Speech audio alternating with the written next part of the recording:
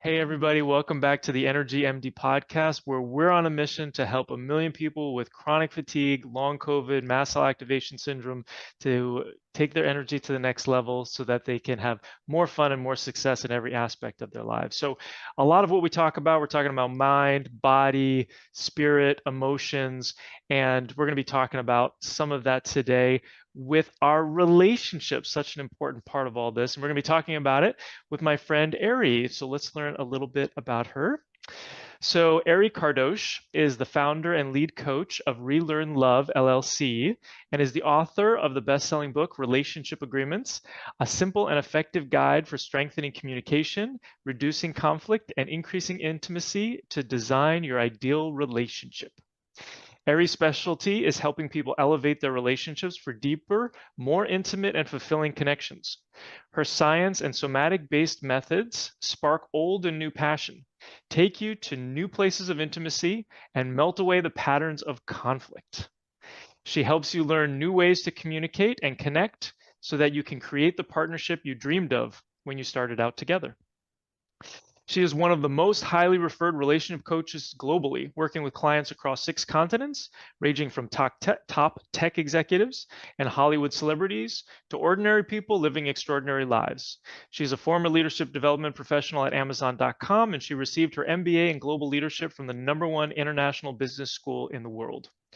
She is also the mama of 2 incredible children and shares a conscious relationship with her husband, Jamin Patel, part of their own love story featured in Chicken Soup for the Soul, The Miracle of Love, and their family currently lives in Bali, Indonesia. Eri, thanks so much for joining me today. My pleasure. I'm so excited to be here with you. And so excited that we're going to be talking about relationships, right? Because how much energy, time, resources do we use on our relationships, thinking about our relationships, stressing ourselves out, right? So we're going to be talking about energy and relationships, how to increase energy through decreasing tension in your relationship. So I love this. yeah, me too. So why don't we start off by you telling us a little bit about your story? How did you get into the relationship business? Oh, great question. So I would say my whole life has been about relationships. So I'm the daughter of a lawyer, hospital executive, with my father, and my mom's a nurse. And together, they love teaching marriage courses in their church.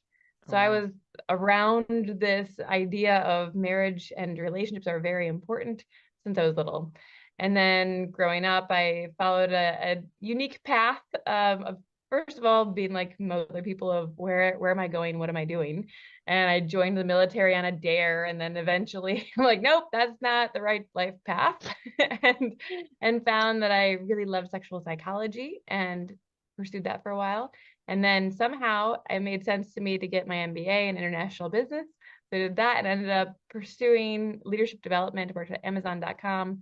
And during the process of being there, it was really fascinating because as trust was established with my leaders, I would discover all these more personal and tender things were happening in their lives. They'd ask, "Hey, can we talk about something that's outside of the office?"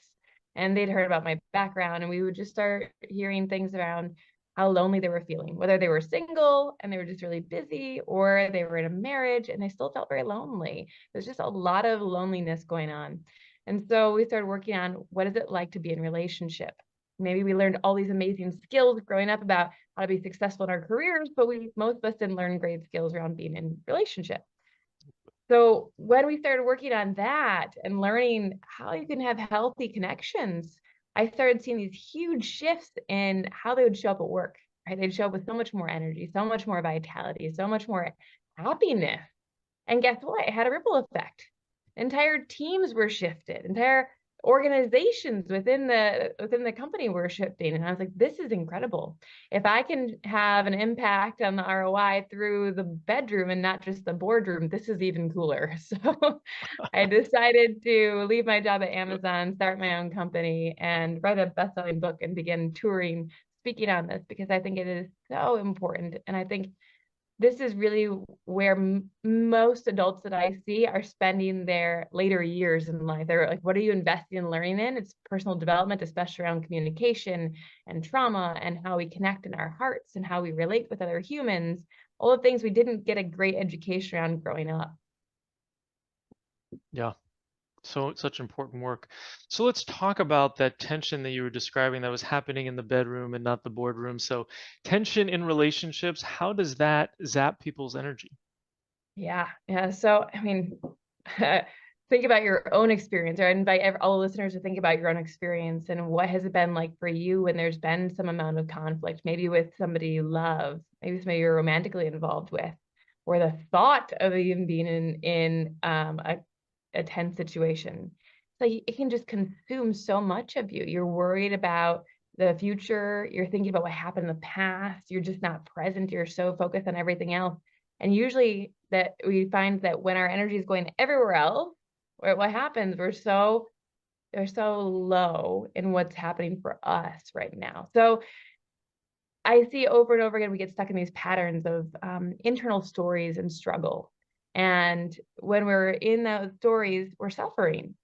We're Mhm. suffering. And it's so much of the time the stories that are preventing us from moving forward. And we just don't know how to get out of our heads and out of our stories and move into a healthy form of action to bring resolution, to have actually to express what you need, to have boundaries, to resolve the tension that's there. Instead, we just hold it and let it wind and wind and wind, which is sapping us of all of our energy the entire time.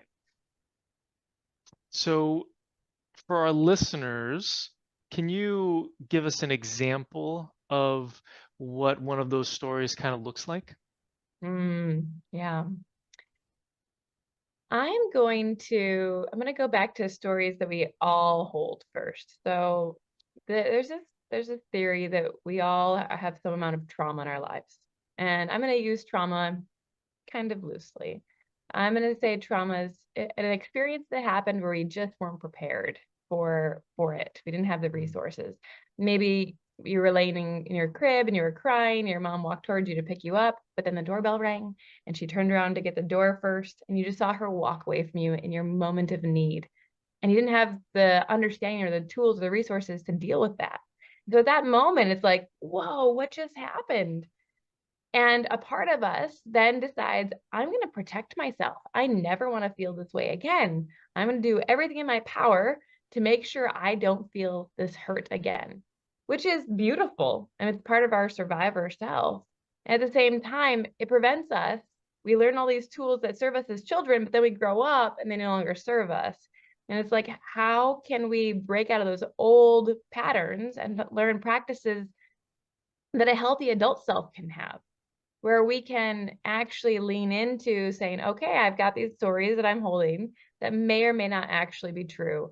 And usually I find that people have like one or two main themes, theme trauma stories in their lives, like core wounds, if you will. So for me, I'll give you just a personal example. My core wound is I'm not good enough. Mm. So if that is the background story playing in my head, then the moment something comes up between my husband and I, doesn't matter what it is, it's probably that I feel like I'm not good enough. And for my Mhm. husband, one of his big core wound stories is that uh, people don't consider him. He's not important enough to be considered. It's a little bit different. So I'll give you a quick story. It's entertaining because this happened just a couple months ago for us.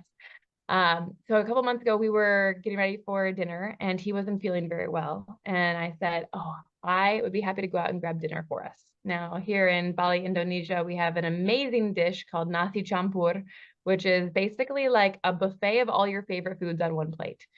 And so I'll run out and grab some. Babe, what would you like to eat? And he said, oh, just get me anything.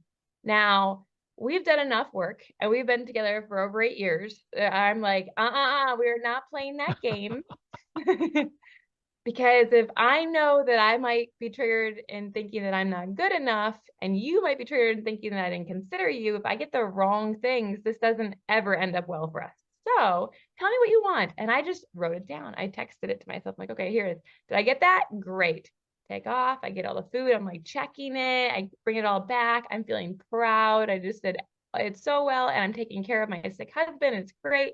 We sit down to eat, and he's all like, thank you so much. We open our packages, and you can just feel the energetic wall go boom. He just like shut down and blocked me out, you know?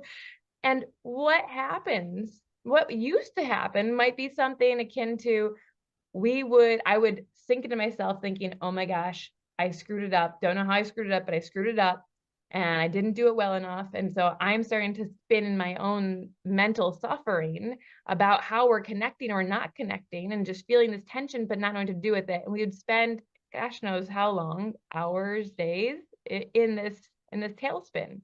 And on his side, something happened and he's pulling back, and you can just feel it. And again, he's probably thinking and spiraling into his thing, which could take him days, hours or days out of our connection. But we learn the tools, right? And instead we lean into what is uncomfortable and we call it out. And I just lovingly said, hey babe, I noticed something just shifted between us. Can you speak into what just happened for you? And everything in me is like, don't say anything, don't mess it up more. but we lean into that discomfort, and he just took a deep breath, and you could see this, the sick, hurt little boy inside of him just be like, I'm sick. And I'm like, yes. He's like, I need hot sauce when I'm sick. And I'm like, yes. And you told me you wanted the red hot sauce, and I got you the red hot sauce. He's like, you only got me 1 scoop. I need like 5. And then there's this other turning point where it's like, okay, well, now I could take this, I could get super defensive. You didn't tell me you wanted 5 scoops. I wrote down all of your order. You just wanted 1 scoop, Or I could just reflect and let his experience be valid. And I get to just hold that space for him and say, wow, you're feeling really upset and not considered because you when you're sick, you like a lot of hot sauce, and you would hope that your wife would know that. And you just didn't get the thing you wanted. Did I get that? He's like, he took a deep breath. He's like, yeah. And I was like, oh. And the thing is, and then I got a turn to talk later on after he was calm, after he was out of his trauma story, right? And I got a chance to say, hey, I felt really, really triggered too in that situation. I felt like I wasn't good enough. And I felt like I did everything I could possibly do to be connected with you and to take care of you in this time when you were really needing help. And it was just that disconnect. And so for both of us, we could lean into the stories that we know are there for each other and not let them consume us and not let them totally take over our lives. Because any point in a relationship, there's 3 phases. There's harmony, disharmony, and repair. And Disney and Hallmark paint this beautiful picture of we should be in harmony all the time. But we're not. There is disharmony and there is repair. And we didn't learn about how to move through repair very well or very quickly or very efficiently. So we're stuck in this disharmony and this disrepair for a long time instead of moving straight into repair as quickly as possible so we can get back to harmony and enjoy it and be in connection and feel the ease and feel the peace and have the energy again that's going to all the things we actually want to be doing instead of being in disconnect. So beautiful and so conscious. So it sounds like you're kind of slowing things down where instead of reacting from that feeling, you're feeling that. And is this part of the somatic work that you do? You're feeling it and you're paying attention. Can you talk a little bit about that? Yeah. So I'm gonna be a little bit gross here, but I think it's gonna be okay. I'm a mom, but I'll put it this way: I'm gonna be gross for a mom. So when it comes to emotions, I feel like most of us haven't learned how to be with our emotions, and we view them as the enemy, right? It's like growing up, what were we told? We fall down and we get hurt. What were we told? It was like, stop crying, you're okay.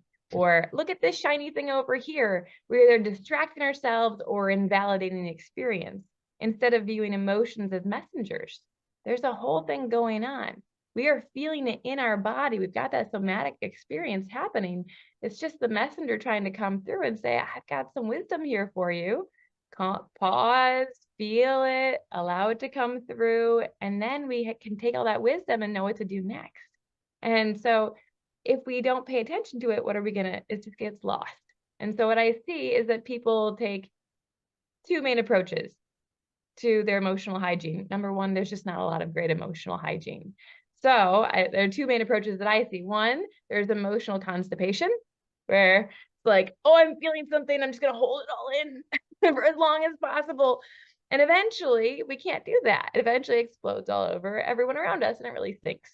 And then the other path is emotional diarrhea, where it's just like, I'm just gonna spew my emotions all over and all over everyone, and it stinks. We're gonna put the emotional labor on anyone else around us instead of being with our emotions ourselves. So learning how to be with our emotions in real time and how to be with them on a regular basis instead of waiting until the crisis moment is such a huge piece of learning how to be in relationship. Because first we have to be in relationship with ourselves. Right? We come back to here and say, okay, what's going on for me and how can I own this experience? Really be aware, tap into those emotions, and then I can bring those golden nuggets to my partner or to my children, depending on their ages. But even from a young age, we've got a 6 and a 7-year-old right now.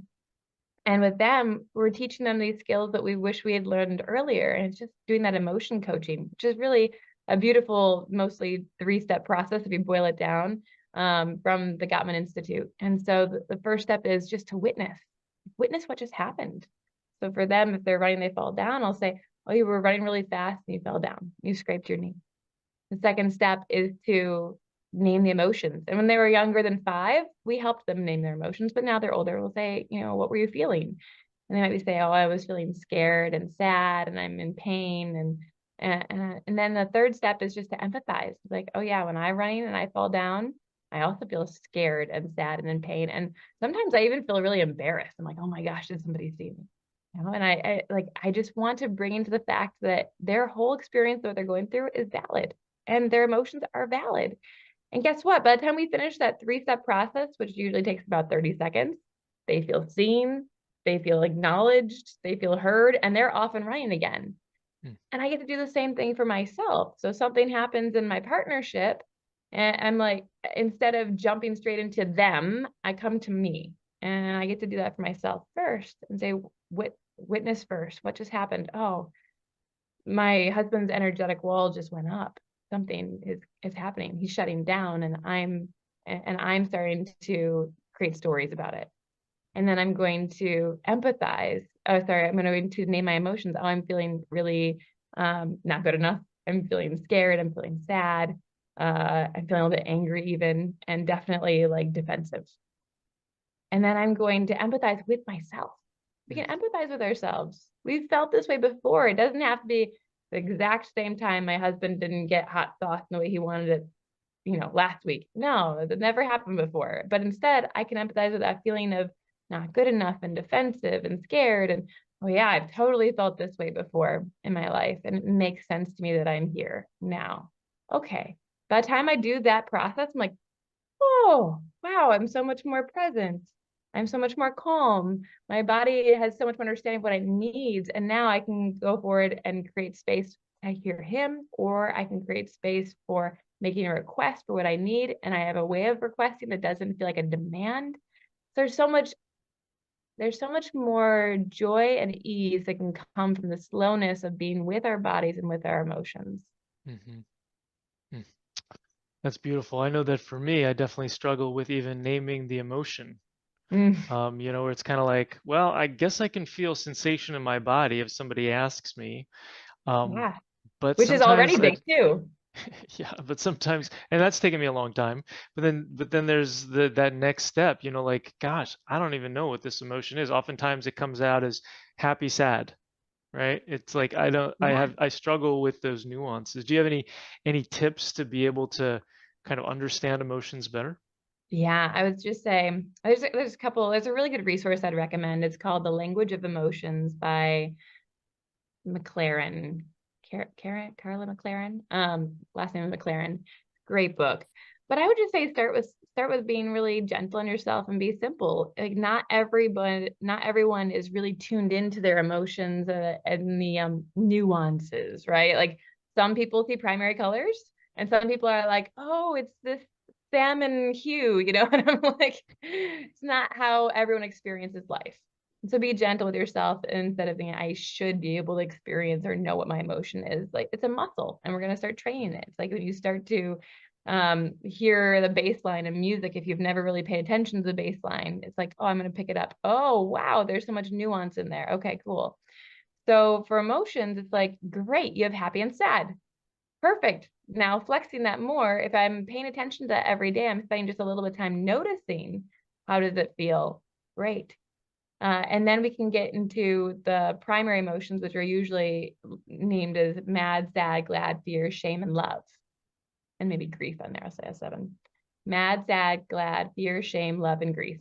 So can you get to one of those? Can you'd be like, oh yeah, this doesn't feel like grief. This does, okay, maybe it's closer to mad. Okay, right? And it's like starting to figure out like what is there. I'd say that's just a really good starting point. And once you start flexing those, then the next level would be, can you start controlling your emotions? And by controlling, I mean practicing them. We're going to start practicing lifting the weights of feeling what you want to feel. Because most people view emotions as they just happen to me. It's just like, boom, I'm going to get hit by something. I am reacting to life and I'm going to feel something that I probably don't want to feel. Or I'll just feel something like if I see a perfect sunset, I will feel happy, right? But our emotions are something we can practice. So in the morning, here's your invitation. In the morning, when you first wake up tomorrow, I want you to try before you get out of bed or start running through whatever other practices are, just try thinking about how do I want to feel today? And then try to bring those emotions in, try to feel it in your body.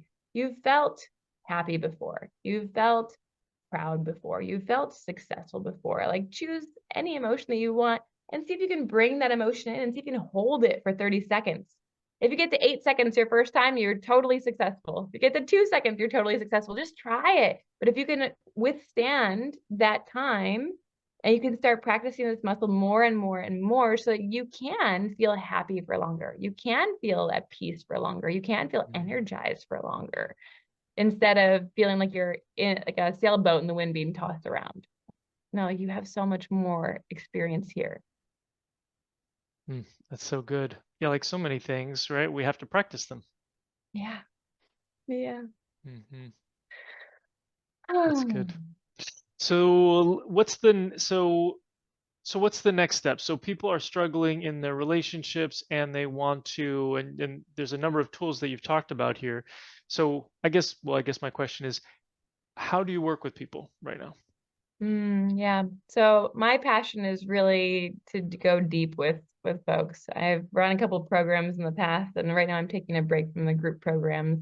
I just love doing one-on-one work. So I work primarily with couples and sometimes with single individuals, and I take them on a journey that I call Relearn Love. And this is really about letting people know it's not their fault that they don't know how to love and be in relationship in a healthy way. You know, that we were just given some crappy tools to begin with and saying, okay, well, let's just learn from the foundation. Like, how do we be with our emotions? How do we be with our partner in their emotions? How do we be with our trauma and these stories? And then what happens when there's conflict? What happens when we're triggered and there's something that doesn't feel good? Instead of going into our old patterns, which have gotten us where we are now, which is probably not the place we'd love to be, then what if we learn a whole new practice? And so for me, it's taking people on these journeys. And usually I work with couples for about 4 months at a time. And I always say, like, my hope is that you will not need me ever again. Like you will have the tools you need. And you know how to navigate any of these situations, because so many of them are a different looking situation, but the same core issues, right? And so if we know how to deal with the core issues, we know how to listen, we know how to be with each other, then you can navigate anything. And then I have a lot of clients who just, they want to keep going deeper. And I think I'm celebrating my 7th year anniversary with one set of clients this year and my 4th year with another. And it's just like, and they're becoming coaches now. And it's so exciting. So there's more, there's always more to go. But I love setting people off and after 3 or 4 months together and really in love. And where can people find you? What's your website? Oh yeah, relearnlove.com. And we'll drop that below. And are you on any social media channels? All of them. Okay, not TikTok yet. I haven't gotten there Uh, yet. We But need my some. children want to be on there. We do. We need some TikToks from you guys with Bali in the background so we can see those That would be awesome amazing. views. Yeah.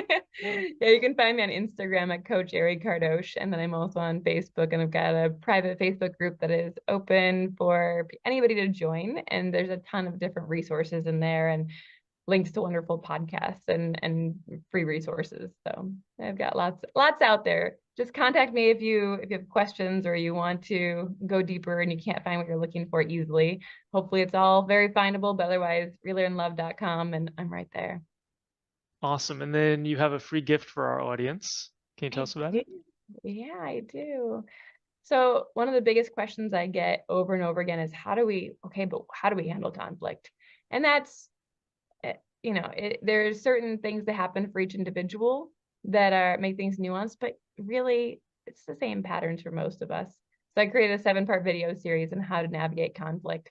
It's a lot of it's taken from my best-selling book, which is chapter 5, all about navigating conflict. But this is like a step-by-step video, and you can do it one section at a time, one piece by day and one piece every day if you want for a week, and be totally through it and have so many amazing tools in your pocket that you'll be ready to handle conflict in a whole new way that won't even have you stuck in that tension and that dis-ease for so long. Awesome. That sounds super valuable. I encourage everybody to go check that out, get those tools. Eri, thank you so much for joining me here today. I so appreciate you coming on. It's such a pleasure. Thank you for having me. It's great to see you again. You too. I hope you learned something on today's podcast.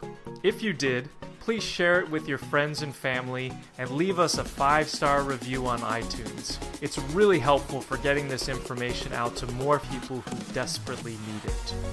Sharing all the experts I know and love and the powerful tips I have is one of my absolute favorite things to do. Thanks for being part of my community. Just a reminder, this podcast is for educational purposes only and is not a substitute for professional care by a doctor or other qualified medical professional. It is provided with the understanding that it does not constitute medical or other professional advice or services. Thanks for listening, and have an amazing day.